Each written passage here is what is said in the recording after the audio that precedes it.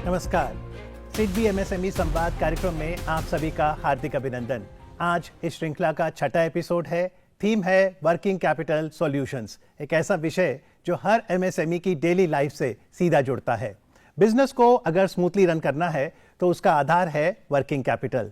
चाहे raw material procure करने की बात हो, सैलरीज देने की, या फिर कस्टमर्स ऑर्डर को टाइमली डिलीवर करने की, working capital is very important.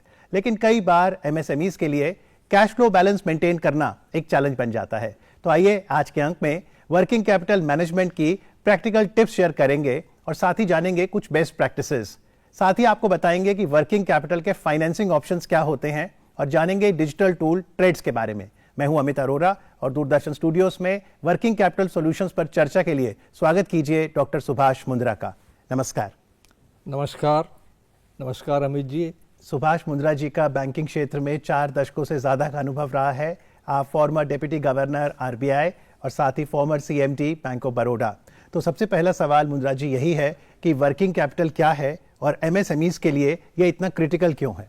किसी बिजनेसमैन ने एक बिजनेस शुरू करना है तो उसके 2 हिस्से हो सकते हैं जिनको हम बहुत सरलता से कह सकते हैं।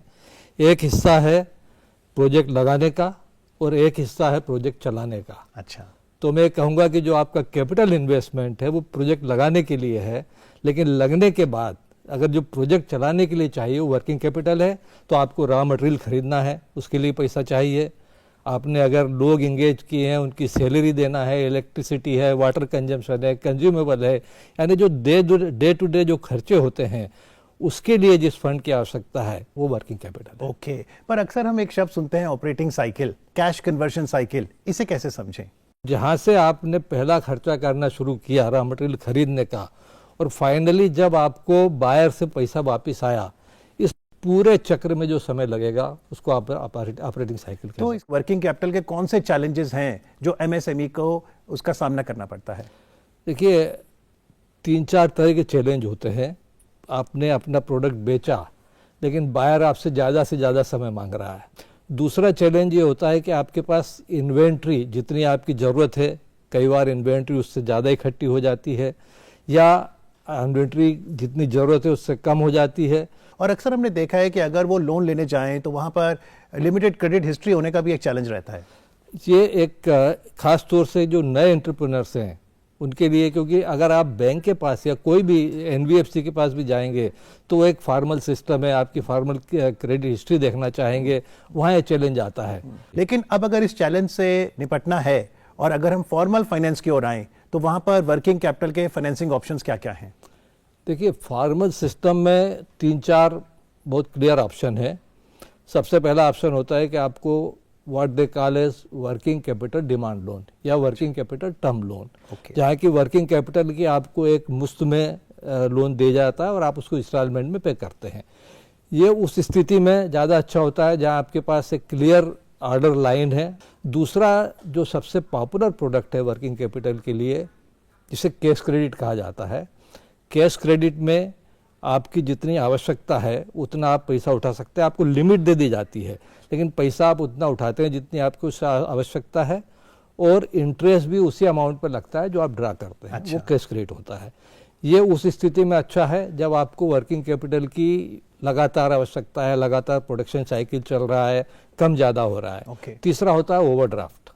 ओवरड्राफ्ट एक तरह का टेम्परेरी अरेंजमेंट है कि कभी आपको बायर से पैसा आना था लेकिन आने में विलम्ब हो गया तो आपको थोड़े समय के लिए अगर पैसा चाहिए तो वो ओवरड्राफ्ट से हो जाता है।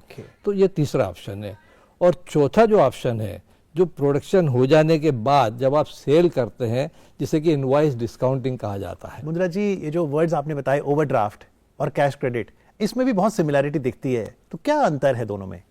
मूलतः कैश क्रेडिट आपकी इन्वेंट्री या रिसीवेबल के अगेंस्ट दिया जाता है, तो कैश क्रेडिट में आपको सिक्योरिटी है जो आप बैंक को दे रहे हैं, जबकि ओवरड्राफ्ट एक तरह से क्लीन है। इट इज़ सिर्फ टेम्परेरी है कि आपको कोई कैश फ्लो में रुकावट आई है उस टाइम आपको मदद करें। लेकिन एमएसएमईज जब ट्रेडिशनल लोन ऑप्शंस के लिए बैंक जाते हैं, चाहे वर्किंग कैपिटल टर्म लोन, चाहे कैश क्रेडिट या ओवरड्राफ्ट, तो कई बार उन्हें क्लियर नहीं होता कि बैंक में प्रपोजल कैसे दें, तो प्लीज़ गाइड कीजिए।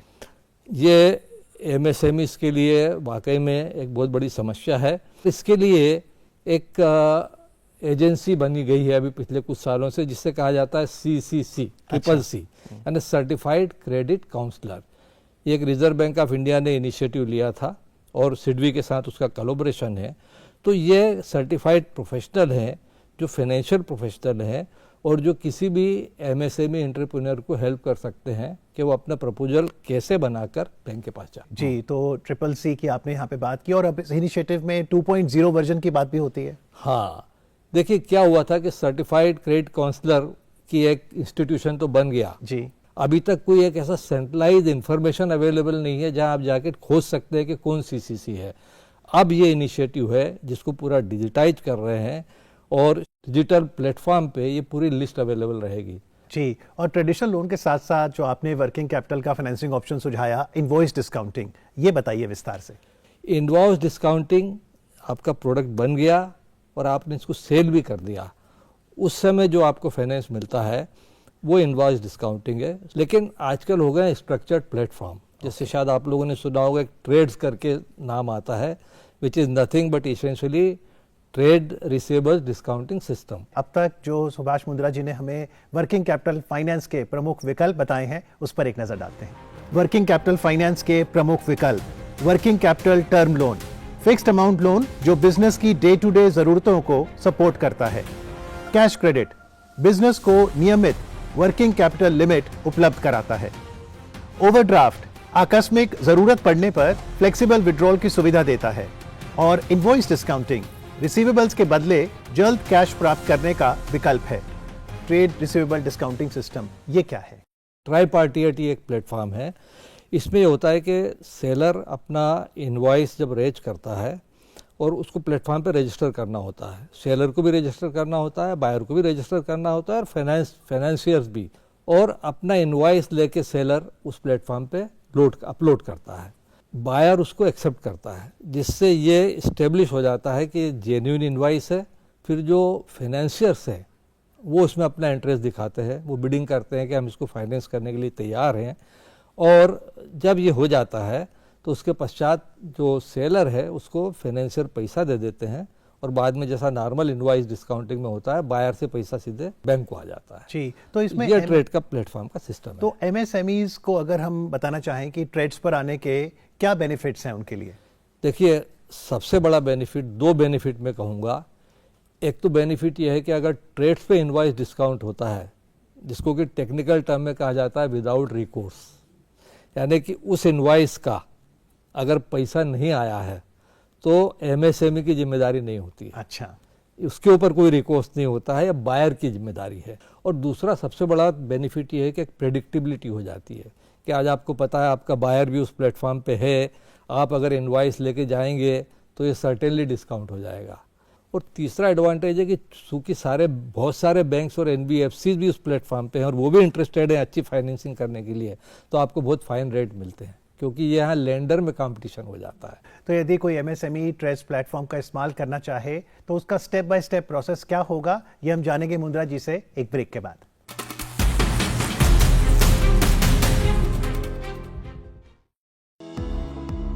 बिजनेस बढ़ाने के लिए सही वर्किंग कैपिटल जरूरी है। MSMEs के लिए सिडबी लाया है smart working capital solutions, Swift SIDBI assistance for working capital using integrated financial tools, overdraft 3 crore तक, multiple banking platforms और minimal paperwork, और STEP SIDBI term loan to enhance production, working capital term loan 3 crore तक और 3 साल तक का flexible repayment, working capital जो आपके बिजनेस को दे मोमेंटम।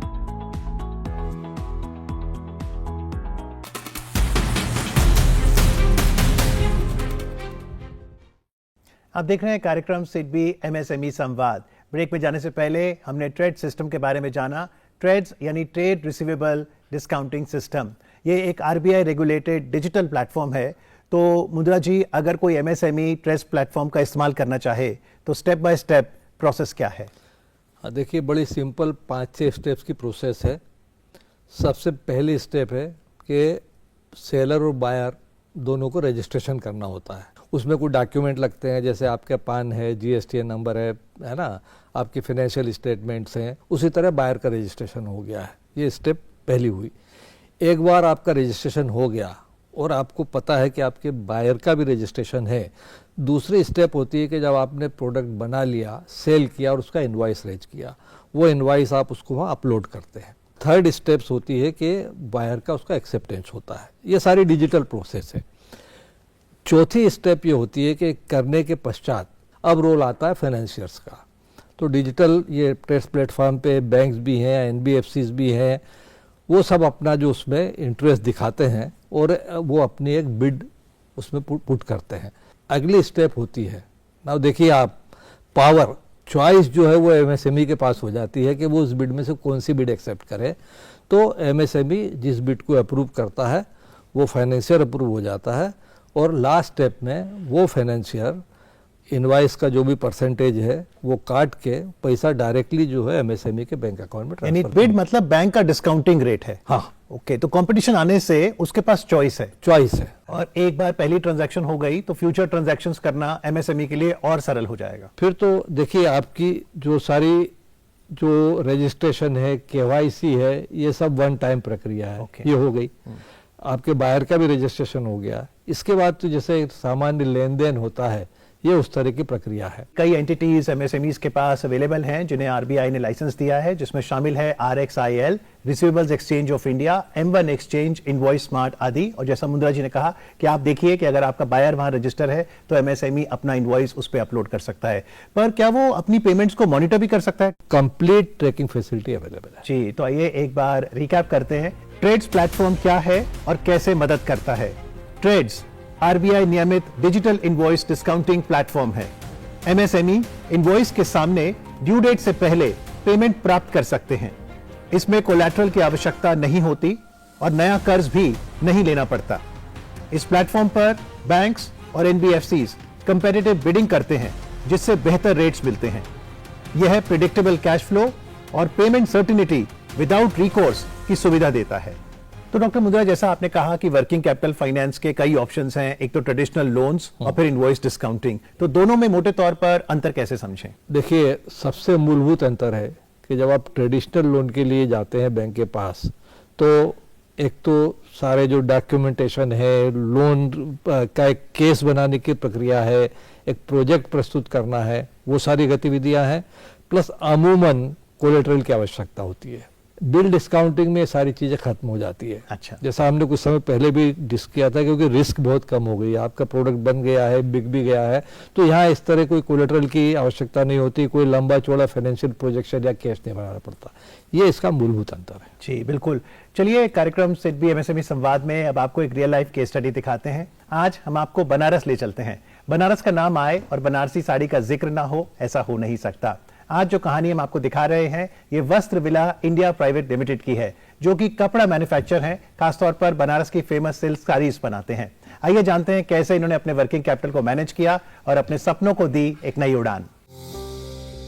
वाराणसी, जो कि भारत में सिल्क बुनाई का सदियों पुराना केंद्र माना जाता है, यहीं पर 2021 में वस्त्र विला इंडिया प्राइवेट लिमिटेड की नींव रखी गई, जिसने बनारसी सिल्क की परंपरा को आधुनिक व्यापारिक सोच के साथ जोड़ा।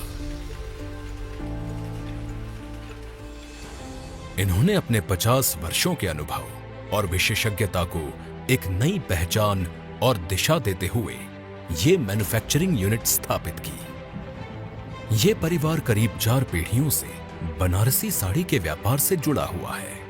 आज वस्त्र villa India private limited pure Banarasi और विभिन्न प्रकार के फैब्रिक के प्रोडक्शन में गुणवत्ता और भरोसे का प्रतीक बन चुकी है। हमने ट्रेडिंग से मैन्युफैक्चरिंग की ओर जब कदम बढ़ाया, इसलिए बढ़ाया ताकि हम क्वालिटी पर सीधा नियंत्रण रख सकें। हमारा विज़न था कि बनारसी सिल्क को वैश्विक मानदंडों के स्तर पर पहुंचाया जाए।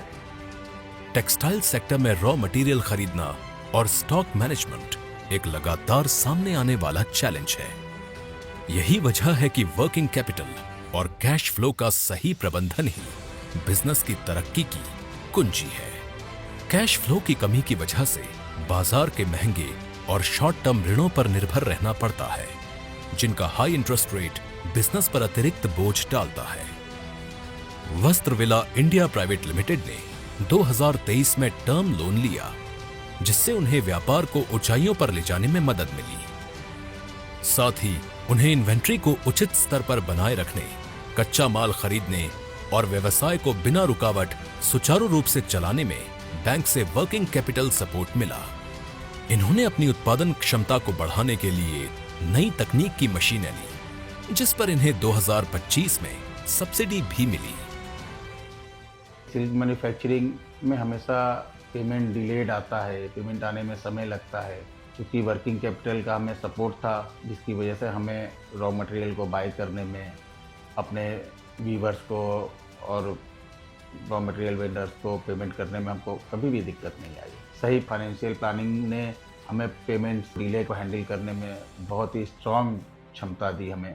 लिक्विडिटी हमारी बेहतर हुई, इन्वेंट्री टर्नओवर हमारा सुधरा, प्रोडक्शन कैपेसिटी बढ़ी और कैश बफर हमारा तैयार हुआ। इसी कारण से आज हमारी प्रोडक्शन यूनिट बायर और सप्लायर दोनों के साथ बेहतर नेगोशिएशन पावर रही। कंपनी प्रमोटर्स का अनुभव, वर्किंग कैपिटल की समझ और व्यवसाय को संभालने की उनकी योग्यता ने इस माइक्रो यूनिट को एक सफल बिजनेस मॉडल में बदल दिया है। इस कंपनी की कहानी दिखाती है कि कैसे सही समय पर मिली वित्तीय सहायता एक उद्यम को नई ऊंचाइयों पर ले जा सकती है। आज इनका कैश फ्लो और ऑपरेशन पूरी तरह से संतुलित है। मेरा सरल संदेश है, बिजनेस सिर्फ प्रोडक्शन पे नहीं चलता है, बल्कि अनुशासित कैश फ्लो और वर्किंग कैपिटल से चलता है। अगर आपका फाइनेंस डिसिप्लिन्ड है, अनुशासित है, तो बिजनेस अपने आप मजबूत हो जाएगा। इस कंपनी का अनुभव ये दर्शाता है कि जब बिजनेस को उपयुक्त संचालन, बेहतर योजना और सही वर्किंग कैपिटल सपोर्ट मिलता है, तो बिजनेस की बुनियाद मजबूत होती है और प्रगति स्थिर रूप से आगे बढ़ती है। हो पूरा सपना तो कर कुछ अपना। मुंद्रा जी, आपने सक्सेस स्टोरी देखी, इस समय आपके मन के भाव क्या हैं? ये जो इनकी कहानी और इनकी यात्रा देखी तो कुछ पोएटिक भाव आ गए हैं और मुझे बशीर बद्र साहब की कुछ एक शेर याद आ रहा है जो शायद इसमें बड़ा उचित लगता है। और ये कुछ इस तरह है कि हम दरिया हैं, हमें अपना हुनर मालूम है, हम जहाँ से गुजरेंगे वहाँ रास्ता बन जाएगा। वाह, बहुत सुंदर। हुनर है तो कदर है। पर जब हम ग्राउंड में जाते हैं तो कई बार हम देखते हैं एमएसएमईज के केस में कि उनके पास कस्टमर है, ऑर्डर है और कागज पर मुनाफा भी है, लेकिन कैश सिचुएशन टाइट है। तो अमूमन क्या ऐसी कॉमन मिस्टेक्स हैं जो एमएसएमईज करते हैं जिससे कि उनका वर्किंग कैपिटल डिस्टर्ब हो जाता है? अपना टर्नओवर बढ़ाने के लिए आपका जो खुद का डिसिप्लिन है सेलर का कि भाई मैं इतनी क्रेडिट दूंगा या नहीं दूंगा, आदमी डाइल्यूट करना शुरू कर देता है। आप इतनी लंबी क्रेडिट देने लगते हैं बायर्स को कि आपके पास वर्किंग कैपिटल साइकिल के लिए पैसा नहीं है जितना लंबी आप दे रहे हैं, तो वहाँ आपका कैश खत्म हो जाता है। आप सप्लायर से टर्म निगोशिएट नहीं कर पाते हैं। तो ये जो सारी स्थितियां हैं कि जिसमें आपको प्रॉफिट जो है सिर्फ कागज का प्रॉफिट दिखता है, लेकिन आपकी जो वर्किंग कैपिटल साइकिल है। तीसरा होता है इन्वेंट्री। कई बार क्या होता है कि भाई डिस्काउंट मिल रहा है या मुझे क्रेडिट मिल रही है, तो आपको जितनी जरूरत है उससे ज्यादा आप इन्वेंट्री भर लेते हैं, उसमें भी वर्किंग कैपिटल स्टक हो जाती है। और जो चौथी चीज है जो अमूमन एमएसएमई में ज्यादा होती है कि आप इस बात को फर्क करना भूल जाते हैं कि क्या बिजनेस है और क्या पर्सनल है। अच्छा, ये भी आपस में मिक्स होने लगता है। तो ये कुछ चीजें हैं जो बहुत जरूरी है कि जिन्हें मैनेज किया जाए। लेकिन अगर हम अब बेस्ट प्रैक्टिसेस की बात करें, अगर मुझे अपने बिजनेस की वर्किंग कैपिटल में सुधार लाना है तो क्या बेस्ट प्रैक्टिसेस है? बहुत जरूरी है कि एक तो आप बायर के साथ जो टर्म्स नेगोशिएट करते हैं, उसमें आप देखिए कि किस तरह आप ऐसे टर्म नेगोशिएट करें कि आपको बायर से पैसा जल्दी मिले। दूसरा, कई बार ये होता है कि आप थोड़ा वो डिस्काउंट ऑफर करेंगे, बायर आपको पैसे जल्दी देने को तैयार हो जाएगा। इसी तरह सप्लायर्स के साथ भी अगर आप कोशिश करें कि भाई निगोशिएट करें कि वो आपको कुछ लंबी लाइन ऑफ क्रेडिट दे दे। इसी तरह इन्वेंट्री का है, इन्वेंट्री मैनेजमेंट बहुत बहुत इंपॉर्टेंट है।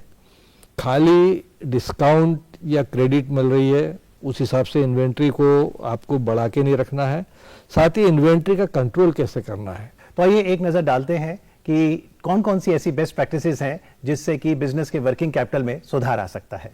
वर्किंग कैपिटल सुधार के बेस्ट प्रैक्टिसेस।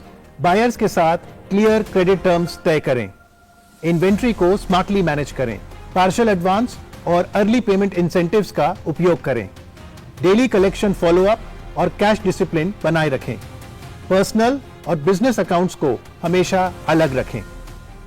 लेकिन सवाल उठता है कि आखिरकार एमएसएमई को कैसे पता चलेगा कि उसके बिजनेस की वर्किंग कैपिटल सिचुएशन अब गंभीर हो गई है? वो कौन से वार्निंग साइंस होंगे, जानेंगे ब्रेक के बाद।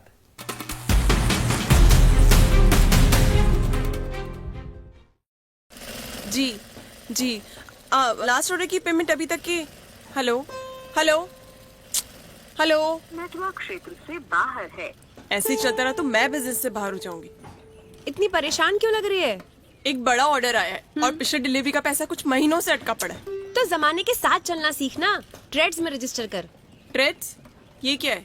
ट्रेड्स लघु उद्योगों को पेमेंट की परेशानी से बचाने के लिए बनाया गया है। माल सप्लाई करने के बाद खरीदार द्वारा स्वीकृत इनवॉइस को ट्रेड्स की वेबसाइट पर अपलोड कर दो। बैंक इनवॉइस का पेमेंट आपको तुरंत दे सकता है, पर बेचने वाला और खरीदने वाला सरकारी हो या प्राइवेट, दोनों ट्रेड्स पर रजिस्टर्ड होने चाहिए। सॉरी, कॉल कट गया था। एक बात बताइए, आप ट्रेड्स पे रजिस्टर्ड हो? हाँ, आप भी रजिस्टर कर लो। जी, और इनवॉइस भी करती हूँ अपलोड, और अब से पेमेंट की नहीं लूंगी लोड। आरबीआई कहता है, बनो जानकार, बढ़ाओ व्यापार।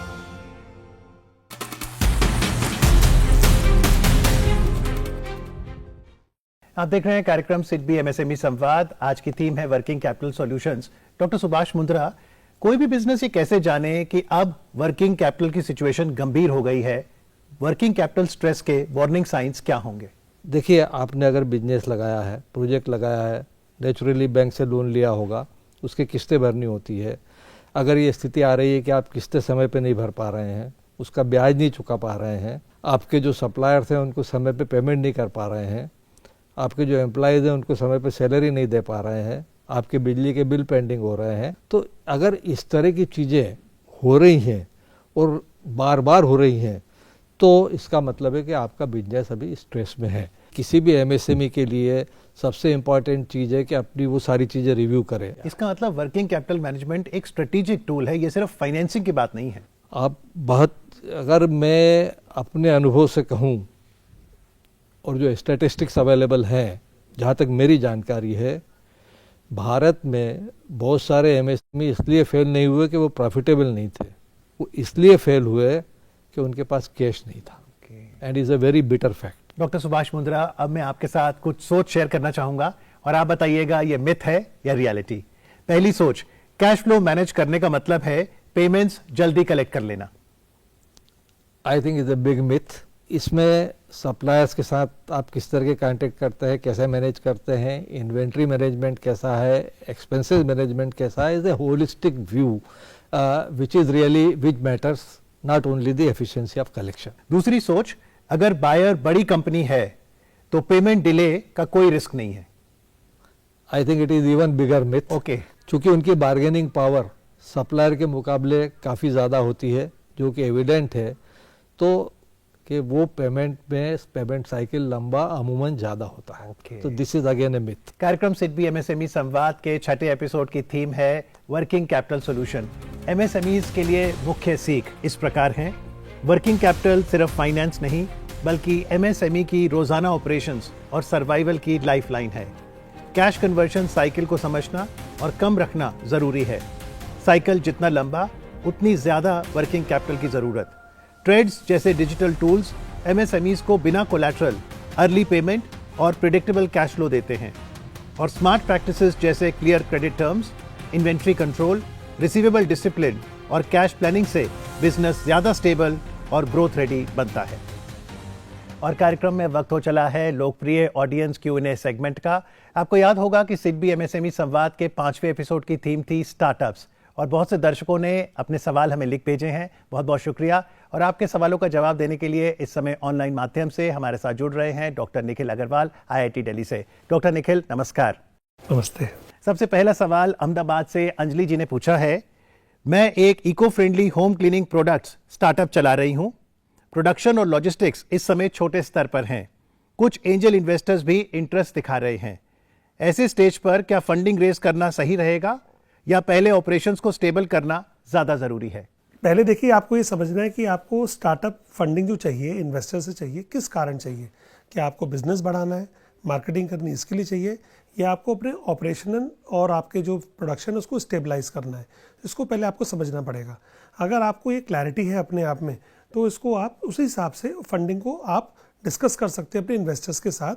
मेरा ये सजेशन होगा कि फंडिंग डॉक्यूमेंट को प्रॉपर पढ़ें, उसके टर्म्स एंड कंडीशन को देखें और किस कॉस्ट पे फंडिंग आ रही है, क्या इक्विटी के बेस पे आ रही है, उसकी कितनी कॉस्ट आपको पड़ेगी, उसका आप ध्यान रखें।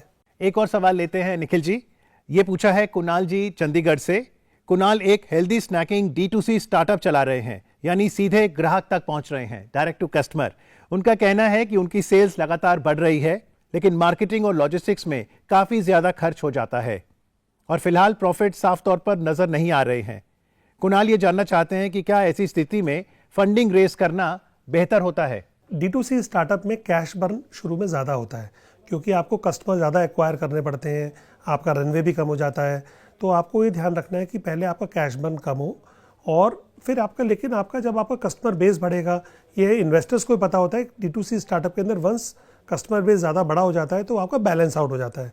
तो आपको सच में एक पैसे की ज़रूरत पड़ेगी, पर आपको कॉस्ट ऑफ कैपिटल, आपकी ओनरशिप कितनी जाती है, क्या आपको कहीं और से सपोर्ट मिल सकता है। ऑडियंस के सभी सवालों का जवाब देने के लिए डॉक्टर निखिल अग्रवाल, आपका बहुत बहुत धन्यवाद। Thank you very much. नमस्ते। तो ये तो थे ऑडियंस Q&A। यदि आप भी संवाद का हिस्सा बनना चाहते हैं तो आप अपने प्रश्न हमें भेज सकते हैं। हमारे ईमेल का पता नोट करें, samvad@sidbi.in। और जाने से पहले आपको बताना चाहेंगे कि सिडबी MSME संवाद का जो अगला एपिसोड होगा, 7वां एपिसोड, उसकी थीम रहेगी ग्रीन फाइनेंस, जहां पर हम जानेंगे कि MSMEs कैसे अपने बिजनेस को एनवायरनमेंट फ्रेंडली बना सकते हैं, कैसे कार्बन एमिशंस कम करके वो नेट जीरो ट्रांजिशन की ओर बढ़ सकते हैं, कैसे BRSR फ्रेमवर्क्स उनके बिजनेस को और ट्रस्टवर्दी, ट्रांसपेरेंट और कंप्लाइंट बना सकते हैं। आज कार्यक्रम में आके वर्किंग कैपिटल सॉल्यूशंस पर हमें जानकारी देने के लिए डॉक्टर सुभाष मुद्रा, आपका बहुत बहुत आभार। Thank you very much. Thank you very much. It was my great pleasure also. I really enjoyed this discussion. Thank you, sir. Pleasure is entirely ours.